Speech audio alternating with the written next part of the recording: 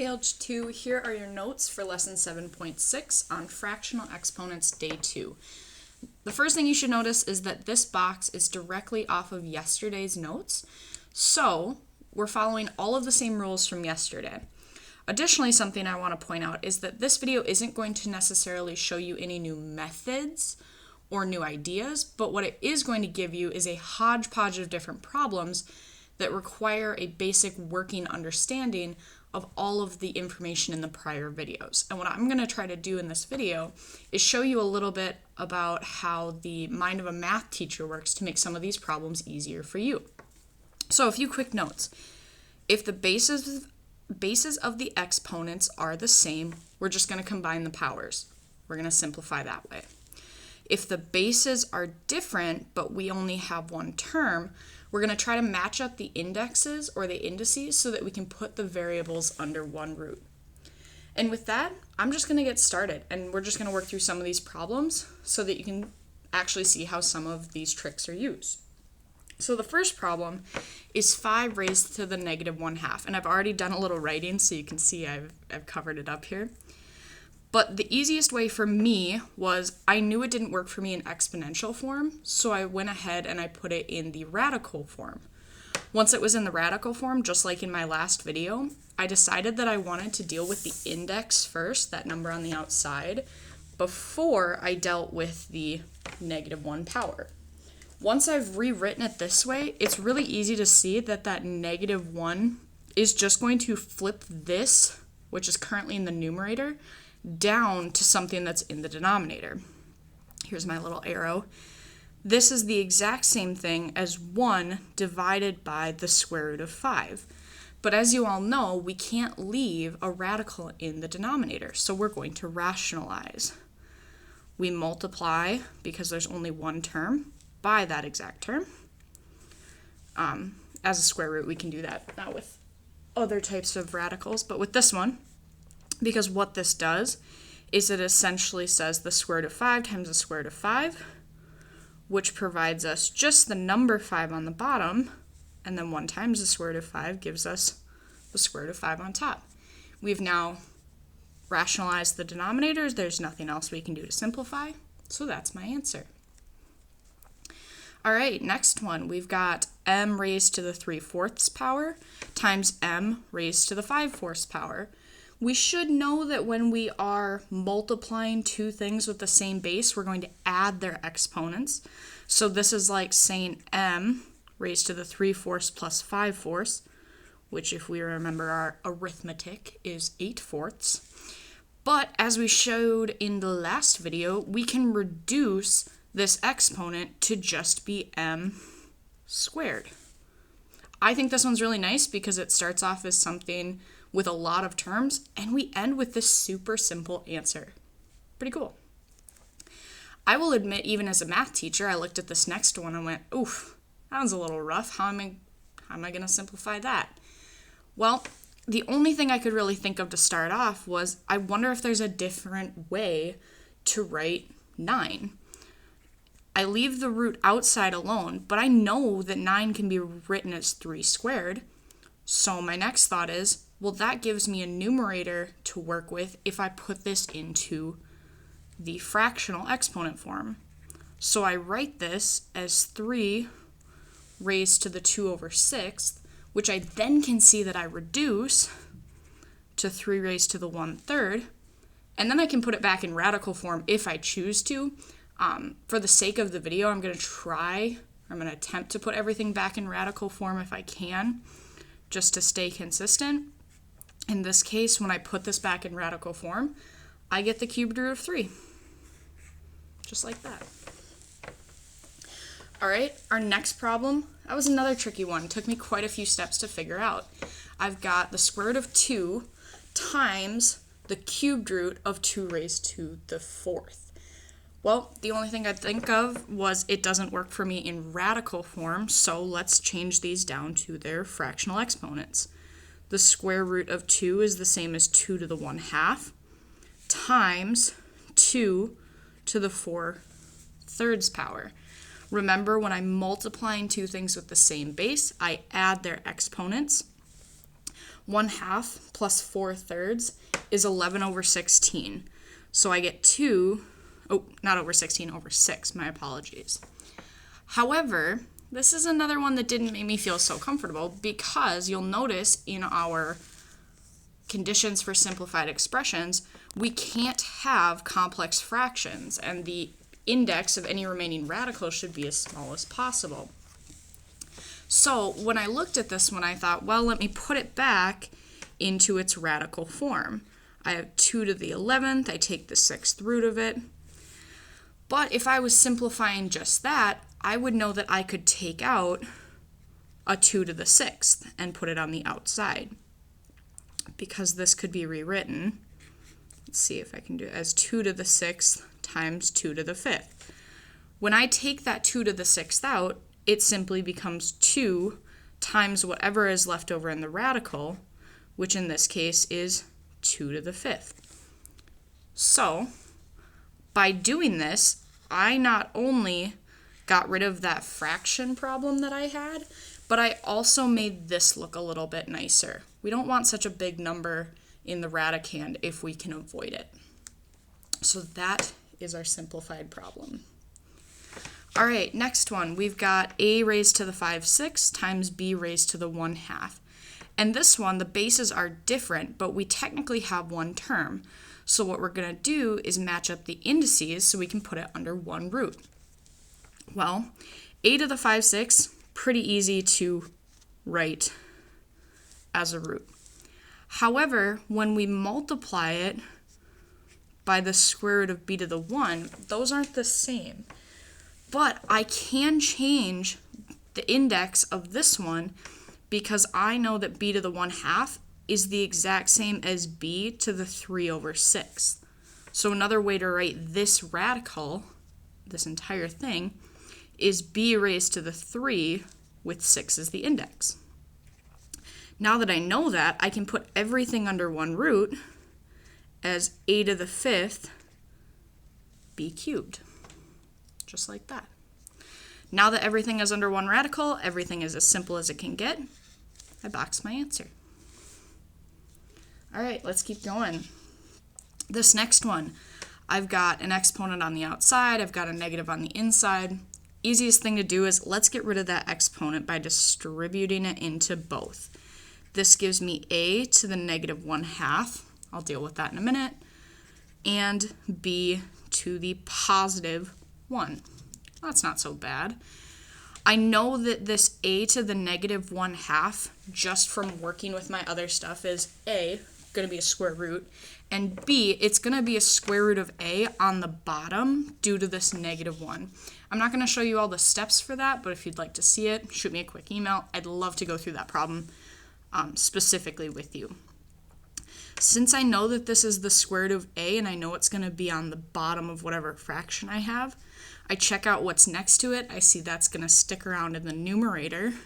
So I rewrite this as b to the 1, or b, over the square root of a. And this square root of a is just this. So I guess I can write that as a little help. And then, since we can't simplify this any further, that's how we're going to leave it. Except it's not. Did you catch what I did? You should see that while everything is technically simplified, we haven't rationalized this denominator yet. I catch so many of you getting to this step and then boxing it when we're forgetting the most simple thing we know how to do, which is rationalize. We have to multiply, in this case, both the top and the bottom by the square root of a. Doing that gives me just a simple a on the bottom, and it gives me b times the square root of a on the top. It doesn't look quite as nice as what we thought we were done with, but it doesn't have a radical on the bottom, which is one of our rules. It's one of our conditions to be simplified. So don't let little things like that catch you up.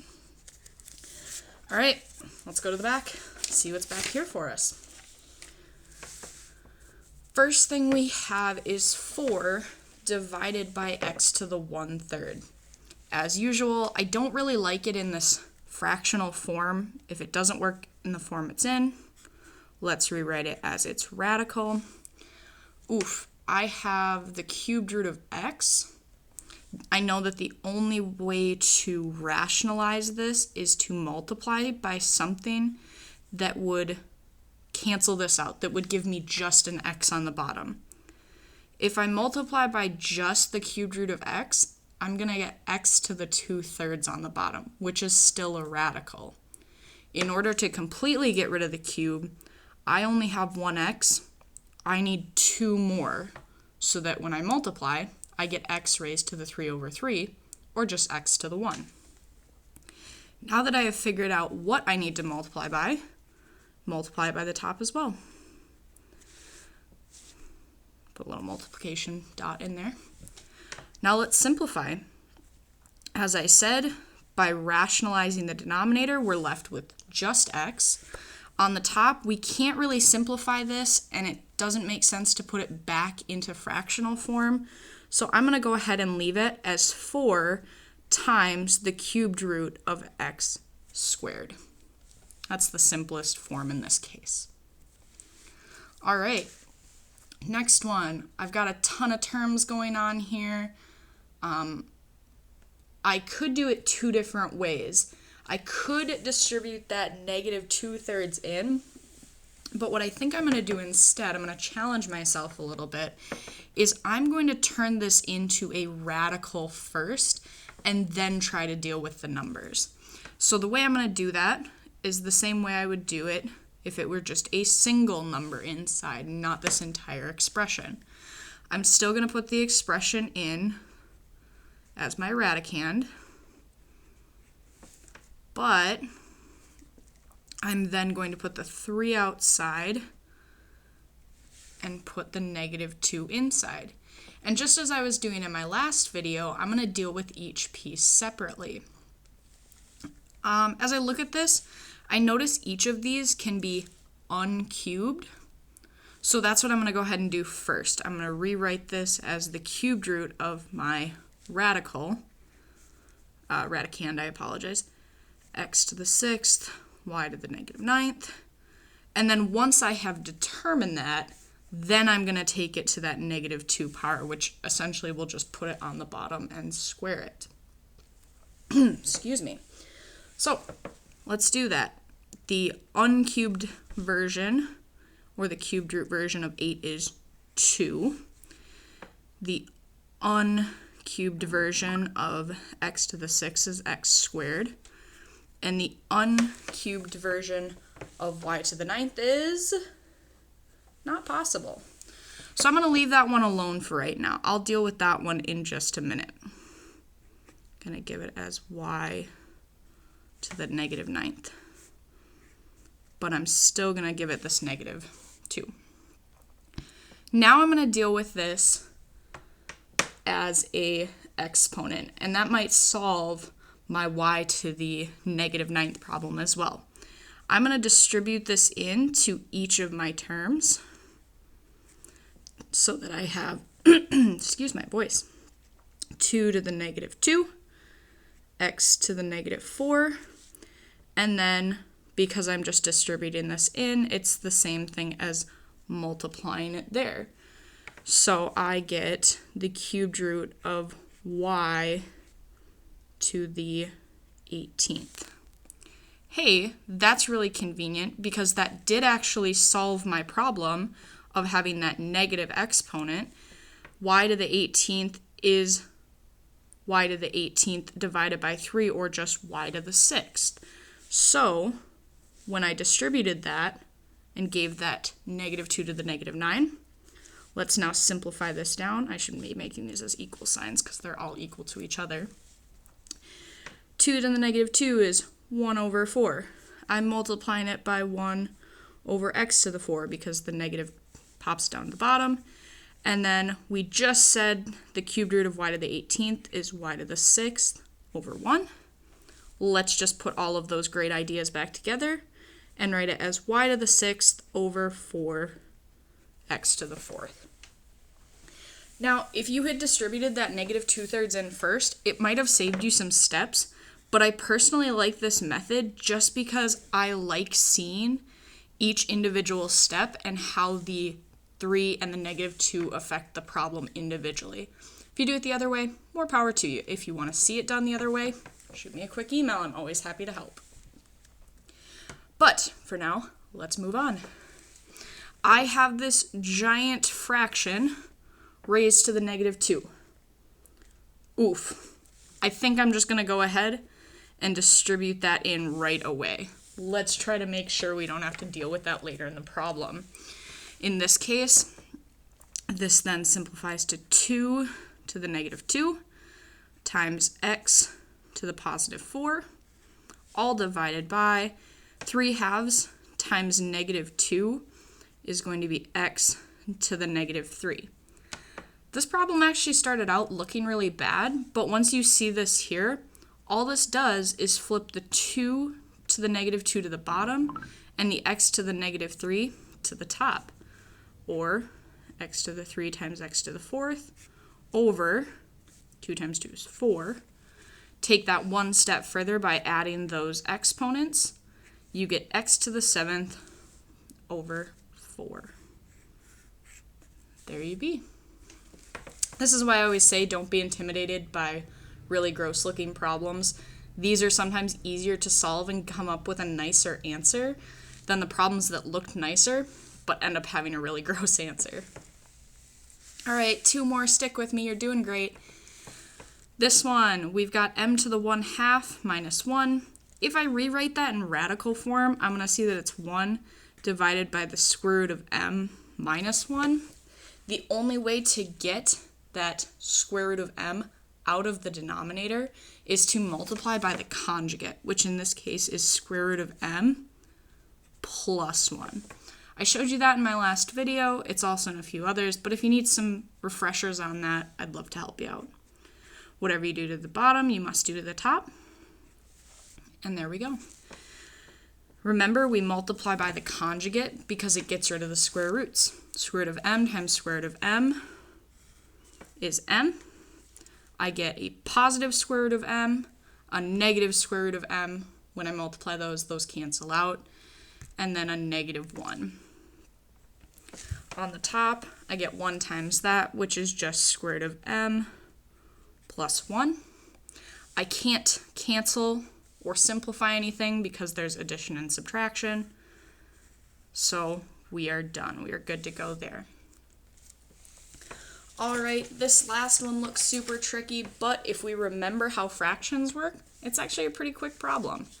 Remember that with fractions, because we can only add when they have a common denominator, we can also break them up when they have a common denominator. And what I mean by that is I can rewrite this problem as c to the 2/3 over c to the 1/2 minus c over c to the 1/2.